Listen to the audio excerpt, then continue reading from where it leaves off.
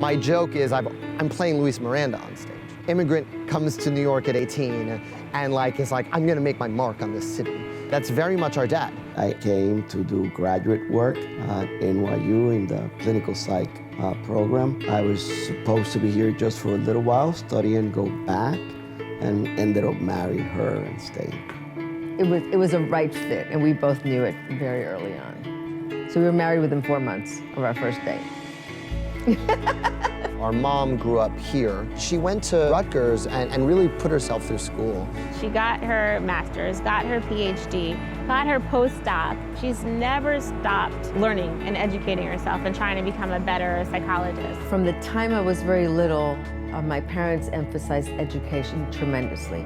That continued so that I grew up with the expectation. I knew that I was going to go to college, and with the message that that's how you get ahead. You have to do something with your life. Luz and I were very much involved in the public school struggle and creating new schools for a very overcrowded immigrant district. So we got to know the people in the neighborhood. There were always politicians around the house. There were always other teachers and other community activists. Having that kind of education, and I think gave us, more than anything, an intellectual curiosity.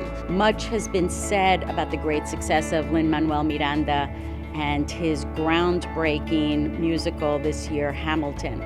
But it was his parents who saw in him the seeds of a great artist, and they cultivated that in him and made sure that they were there to support it. I did a video book report in 3rd grade. I made a newscaster reel, and my dad put a map of the world on the back and put me in a little jacket. My great-grandmother, my grandmother, and her all play teachers, and they're protesting the city, and they're all holding signs that say no tax. 2 of those 4 people can't speak English, by the way. No tax! No tax!